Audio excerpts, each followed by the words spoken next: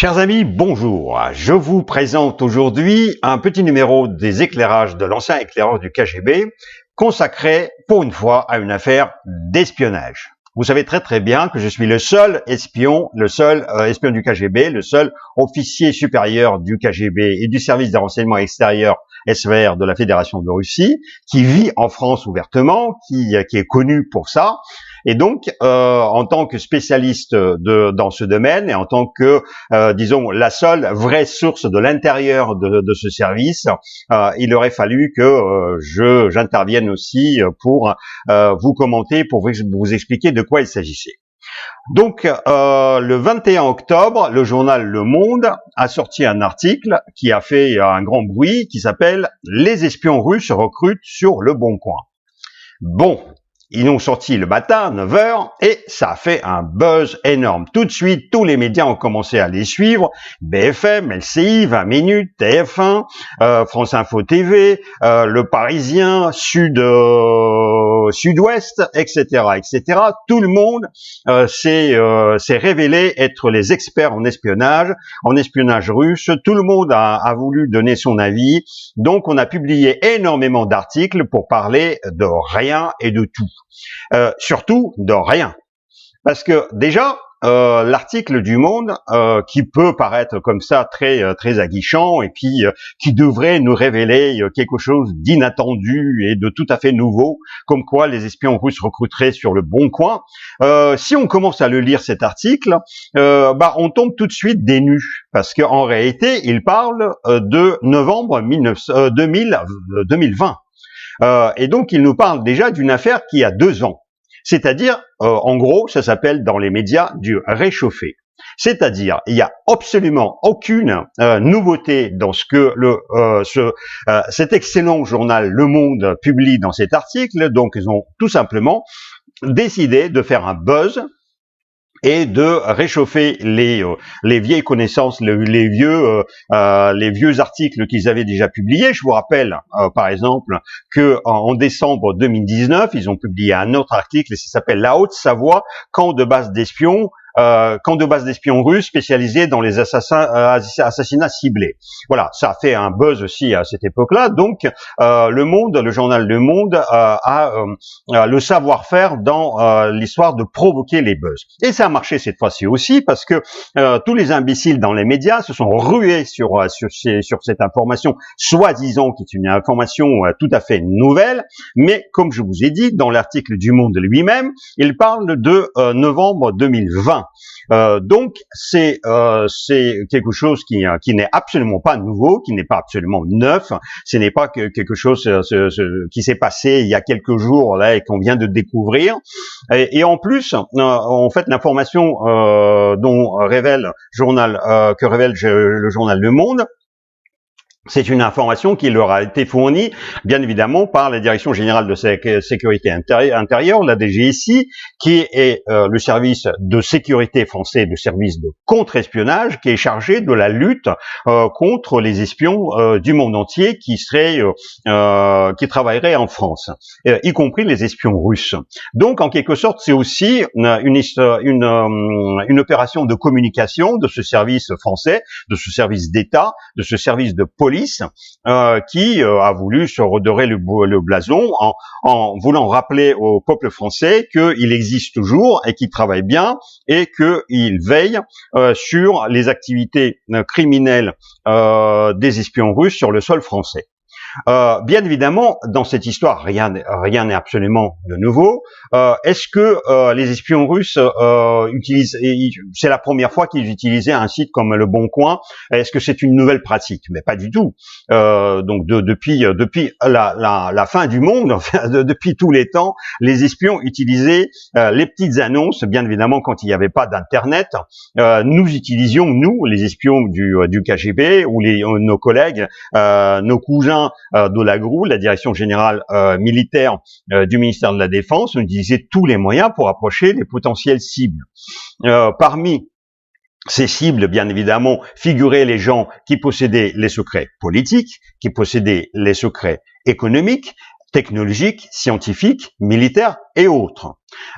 Et où est-ce qu'on pouvait les trouver? Bien évidemment, on pouvait les trouver dans les ministères, dans les hautes administrations, à la présidence de la République française, au service de Premier ministre, aux ministères tels que le ministère de l'Intérieur, le ministère des Affaires étrangères, le ministère de la Défense, le ministère de l'Économie, le ministère de la Recherche scientifique et technique, etc., etc.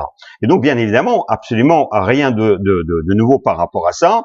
Tous les espions russes qui ont travaillé en France et à Paris ont cherché à entrer en contact avec les fonctionnaires qui travaillaient dans ces ministères, mais ils ont constaté aussi que souvent c'était assez pénible, assez difficile de rentrer en contact, puisque lorsqu'une personne qui nous intéresse occupe déjà un poste clé dans un ministère comme ça, déjà elle est disons au milieu ou peut-être même des fois en fin de carrière, donc elle est bien payée, elle est bien vue, et donc trouver le moyen, la motivation pour la recruter, ce n'est pas facile. Et en plus, bien évidemment, dans ces ministères, ces personnes sont sous la surveillance ils étaient sur la surveillance de la DST à l'époque, la direction du surveillance de territoire, et puis maintenant de la DGSI qui est la direction générale de la sécurité intérieure. Et donc, déjà à l'époque, à mon époque, quand je travaillais au KGB, on nous disait, il est beaucoup plus intéressant pour nous, puisque le KGB, en fait, par rapport à d'autres services, c'est un service qui ne travaillait pas forcément pour un rendement immédiat. On n'exigeait pas forcément de nous demain de recruter une source qui nous donnerait des documents secrets. On travaillait d'une manière assez approfondie, on travaillait à long terme, et comme un service qui travaillait à long terme, on pouvait se permettre d'être lent et d'être prévoyant. Et dans cette logique, en fait, le KGB développer un système dans lequel elle approchait beaucoup les étudiants. C'est-à-dire que avant que ces personnes ne deviennent des personnes très importantes et donc très encadrées par les services de sécurité, les étudiants, quand ils font leurs études, ils ont beaucoup de besoins matériels, ils manquent d'argent, du coup, ils sont les cibles, ce qu'on appelle les cibles vulnérables. Ils sont beaucoup plus vulnérables parce que ils ont des problèmes financiers la plupart du temps dans leur vie, et ça le rend vulnérable vis-à-vis des services de sécurité étrangers. Et pour recruter ces étudiants en devenir, ou ces ingénieurs, ou ces hauts fonctionnaires en devenir, bien évidemment, les pratiques sont vieilles comme le monde. Vous rapprochez des écoles qui forment ces étudiants. Autour de ces écoles, bien évidemment, il y a tout un tas de techniques pour les approcher, dont aussi la technique des petites annonces. Vous allez dans n'importe quelle université, à l'entrée, à l'accueil de cette université, vous avez un stand dans lequel il y a beaucoup de petits papiers qui sont accrochés, des étudiants qui cherchent des appartements, qui cherchent des colocations, qui cherchent des locations, qui cherchent à louer le matériel, qui cherchent à acheter des choses, qui cherchent à donner des leçons particulières pour gagner de l'argent. Et bien évidemment, tout ça a été utilisé par le KGB pour les approcher, parce que comme ça, on pouvait voir qui est dans le plus grand besoin et qui est le plus vulnérable pour être approché. Maintenant, la seule chose qui a évolué, c'est la technique. Donc nous sommes dans un monde moderne où il y a Internet, le monde est interconnecté, et donc il y a plein de sites grands ou petits qui facilitent aux étudiants ces démarches pour gagner de l'argent, dont Le Bon Coin. Et donc, en fait, la seule information que Le Monde a publiée qui vraiment aurait pu intéresser le grand public, mais même pas les spécialistes, parce que tous les spécialistes le savent. En fait, on recrute sur Facebook, on retrouve sur Twitter, sur Instagram, on retrouve sur LinkedIn, on retrouve sur tous les sites de rencontres. Et donc là, ils ont sorti le nom de Bon Coin et ça fait un buzz extraordinaire parce que, soi-disant, c'est une nouveauté, c'est une révolution extraordinaire dans l'espionnage russe que de recruter les gens sur le Bon Coin. Donc tout ça, c'est de la foutaise, bien évidemment, parce que c'est vieux comme le monde, donc c'est du réchauffé.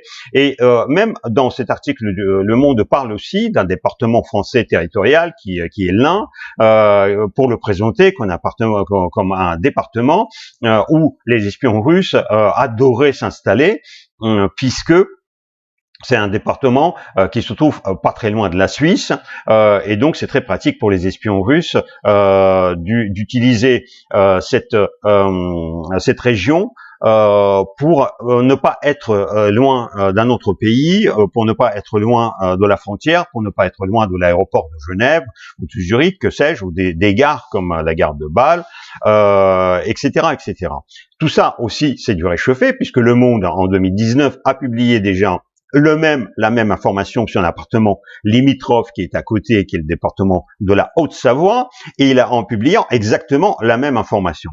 Donc voilà, ça vous montre aussi que, bien évidemment, ça peut être intéressant, il y a toujours quelque chose d'intéressant à lire quand on lit ces articles, mais il faut se méfier quand même des fausses nouvelles et des buzz qui sont créés tout simplement par attirer, par faire de l'audimat, par faire de la publication, y compris dans les journaux qui prétendent être très sérieux. Et comme je vous ai dit, tout le monde est tombé dans le panneau et tout le monde a publié quelque chose par rapport à ça, bien évidemment en demandant souvent les explications aux gens qui n'ont aucune expertise dans le domaine, puisque c'est difficile de trouver vraiment des gens qui ont un rapport avec l'espionnage. Voilà. Et en plus, on disait en quelque sorte, et ça c'est une bonne chose en fait, la seule bonne chose par rapport à ça, c'est que Le Monde a rappelé que la Russie est toujours active en France, que l'espionnage russe est toujours actif en France, parce que j'ai attendu aussi un général sur un plateau télé qui commençait à raconter des bêtises en disant mais les Russes ils ont rien d'autre à faire, ils ont la guerre en Ukraine et donc ça m'étonnerait qu'ils soient très actifs comme ça en France parce que ils ont d'autres préoccupations ailleurs. Là c'est vraiment une imbécilité que ce général a prononcé en public sur une chaîne d'infos, puisque je vous rappelle que la Russie possède des services d'espionnage, plusieurs services d'espionnage, le SVR, le service des renseignements extérieurs, qui compte pour le moins 15 000 personnes, le service, la direction générale du renseignement militaire, qui est la GRU, qui est attachée à l'état-major du ministère de la Défense russe, qui compte au moins 25 000 personnes. Donc tout ça, ça nous donne au minimum 40 000 personnes. Et bien évidemment, ce n'est pas parce que ce printemps, 460 espions russes ont été expulsés des 27 pays, dont la France qui a expulsé 41, que ça change quelque chose, parce que, comme vous pouvez le constater, 460 personnes rapportées à 40 000 d'autres espions russes qui sont toujours en activité dans les services d'espionnage, donc ça ne change quasiment rien. Et bien évidemment, les 41 espions russes qui sont partis au printemps de France ont été tout de suite remplacés par d'autres espions. Là, on parle des espions sous la couverture diplomatique, mais il y en a d'autres personnes qui n'ont pas la couverture diplomatique, qui sont toujours là. En France, il y a au moins 150 000 Russes qui résident en permanence sur ce territoire, dans ce pays. Et parmi ces 150 000 personnes, se cachent bien évidemment des milliers d'agents des services comme le SVR et la GRU. En Allemagne, ça compte même pas millions. À Londres, rien qu'à Londres, on parle de 300 000 Russes qui résident en permanence.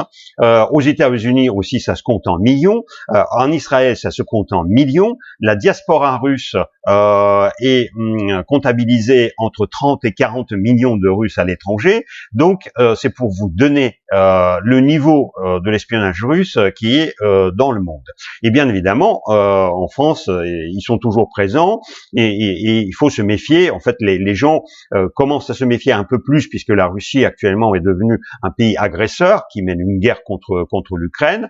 Et bien évidemment, le nom russe, quand on parle de russe, les gens ont tout simplement un réflexe un peu plus grand que par le passé. Mais il y a beaucoup de personnes qui n'ont pas ce réflexe. Il y a beaucoup de personnes qui vont toujours dans les je sais pas, dans les activités culturelles qui sont toujours organisées par l'ambassade de Russie, par le centre culturel russe à Paris ou ailleurs, et donc qui sont un peu naïfs et qui croient que les officiels russes qui sont en France, ils sont là pour l'amitié entre les peuples.